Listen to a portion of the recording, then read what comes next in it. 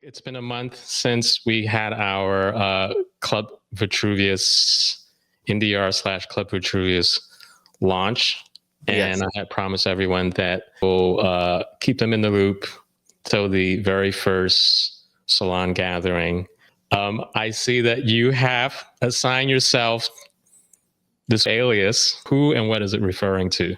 So Crito is, he was Socrates' friend, and it's the name of one of the Socratic dialogues, which is said to be very close to what Socrates might have said, because Plato injects himself in those dialogues a lot, and more in the later dialogues.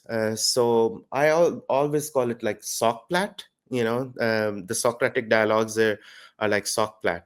But Crito is the it is sort of a dialogue where Socrates is defending the state, actually, and it's defending the rules of the state, and it's defending civic duties, because in the compendium, the apology of Socrates, he's basically defending himself, and he's defending the role of the individual within a society, that like an individual like Socrates should be a gadfly on the horse. But in Crito, he's saying is that, there's no use of laws if we don't follow them. And he brings up certain interesting points about injustice by the hands of the state. I wrestle with those ideas, and I think it's a very interesting dialogue. It's more it's more delicious to think about it in our present context of what we are trying to do, because I think a part of Club Vitruvius is to find some common ground on civics, especially the aesthetics of civics. So it's in my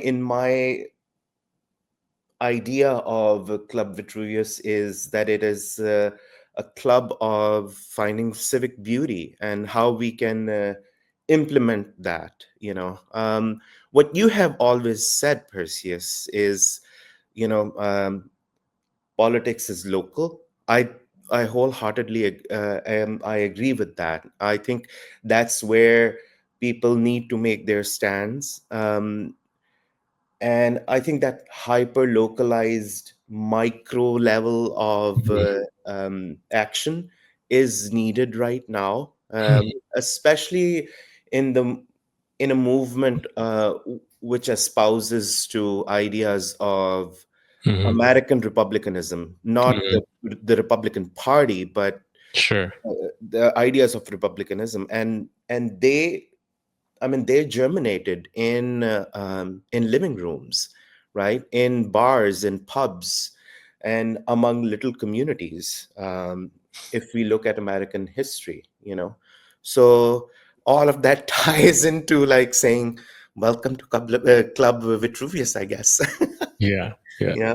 So, we're talking about hyper local. What was your local experience that made you think we need to create a different space where people can find these things in common?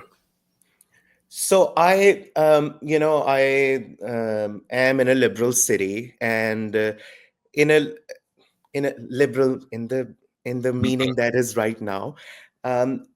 And one thing that I have experienced in a city like this is that there are grassroots organizations, and they are apolitical in one sense and very political in another sense. And I'll explain it.